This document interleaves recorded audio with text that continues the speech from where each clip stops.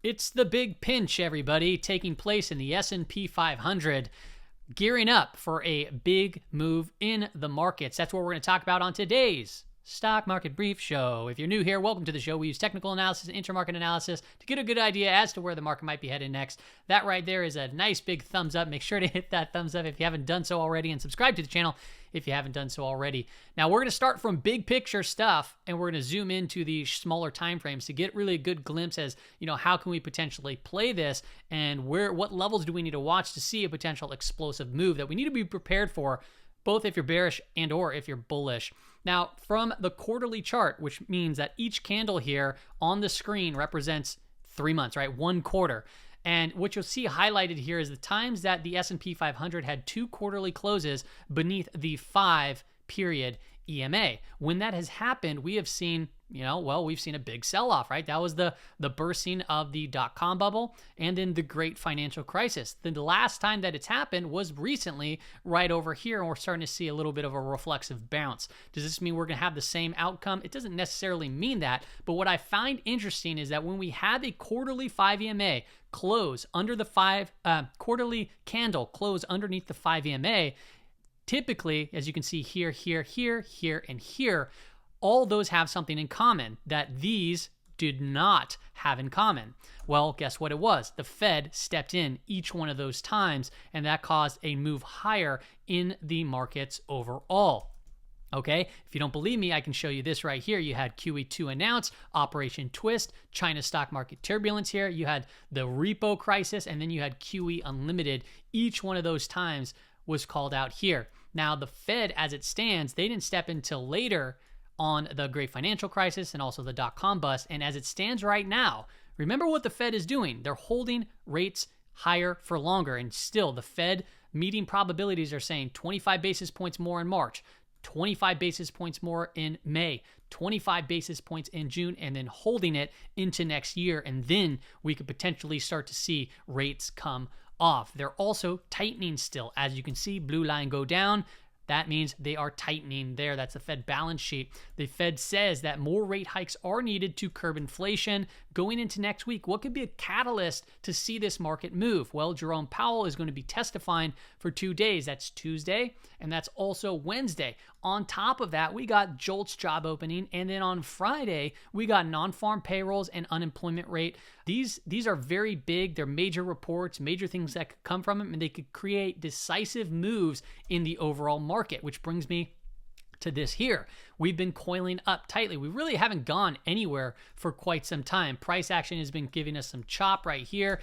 It's when I look at this, it looks like we're trading in the upside down. You can see this little head and shoulder topping pattern, and then all of a sudden we're trading at the upside down with an inverse head and shoulder. So, hey, is that going to tell us that we're going to pinch to the upside and move higher? Well, what I'm doing here is I'm anchoring a VWAP to the low of the current market in 2022 and 2023 here, as you can see, and then the all-time high. And what happens here, it shows us the average volume, average price here, the volume weighted average price from those points in time. And you can see price action is coiling up within it. So what can we do potentially here? Well, if we start breaking down the low, that could open the door for more volatility to the downside. If we start breaking up through the high, that could open up more volatility, obviously, to the upside. There have been many times where we crossed above it, but price action could not hold. And that is quite normal to see in the market. So that is what we're currently looking at here on the weekly time frame. This last week, the SPY did quite good, the S&P 500. We came into that 200-day moving average, into the golden zone, into the bottom portion of this channel. And what do you know? We saw this reflexive boom, boom, bounce, right? Now, you got to be, on guard. We've seen this type of action before. We've seen this big move right here, and that ended up in a big hit to the downside when Powell stepped in, right? We've seen multiple times where we see these big rallies, and then they all of a sudden go into consolidations. Big rally, right? And then it just went into a multi-week consolidation. And what we're seeing here, it does look good. We got above that year-to-date anchored VWAP. So what can we pay attention to? Let's pay attention to that yellow line right above us. What is that? That is us anchoring in that VWAP from the high that we just previously discussed. And that brings us to right here, which if we zoom back in, right next to this hammer candle right here, that could be a potential area to watch. I want to show a couple other levels though, mainly the upper weekly expected move and the lower weekly expected move going in for next week. Why are these important? The expected moves are what the options price in as far as forward-looking risk. It's based off of implied volatility, okay?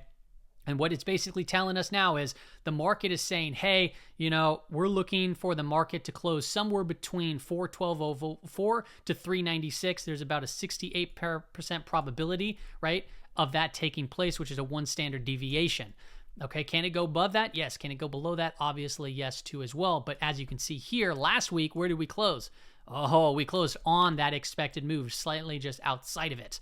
Now, the S&P 500 has already made a pretty extensive move on the 15-minute time frame. You can see the 5-day moving average now is starting to incline because we're losing, right, prior data, obviously, and we're starting to get new data. So as price action holds above it, this is going to start moving up. I would be looking for a potential pullback consolidation of this large move. I wouldn't necessarily want to FOMO into that. And the reason why is if I show you the RSI, it's pretty darn frothy right now. Frothy can remain frothy for a while, but we also have a price momentum oscillator that's starting to curl around. So if we start to get a pullback, I'd start looking at this prior low to these prior areas of, resistance, support, which could be just right around that 400 marker to slightly above. If price starts coming down from this area, it could potentially be flagging. The 5-day moving average could come up, and we'll try to look for some sort of, continuation move to the upside. But remember, if price actually does start pulling down, you actually want to see price start to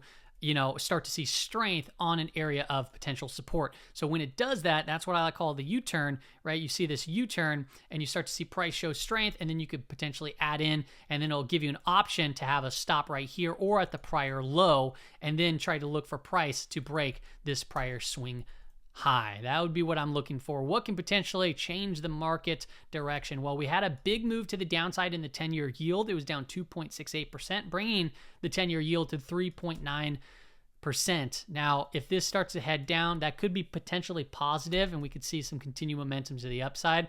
But remember, this was a monster move, and that put pressure, obviously, on growthy names. The same thing goes with the dollar. The dollar has been in, about a week-long consolidation, and it came down a little bit, which could have added a little bit of a push here in the S&P 500, but I think it was really the bond market which really drove that price action on Friday. So if the dollar does start remaining to get strength, that could be bad for the S&P 500. That's going to be one that we're going to have to continue to watch. We talked about the positive divergence here. We're getting some follow through, but this is still pointing down and negative. It might be, you never know. It might be starting to curl, but it's a little too early to tell. Same thing with the NYSE summation index, still pointing straight down. If this starts turning over, that'd be more positive, especially if the parabolic SAR starts to tick down beneath it, which could indicate a potential change in trend, which means, hey, maybe we are going for this move outside of that, which would be just great, right? That would be nice because you typically make more money from the long side anyway.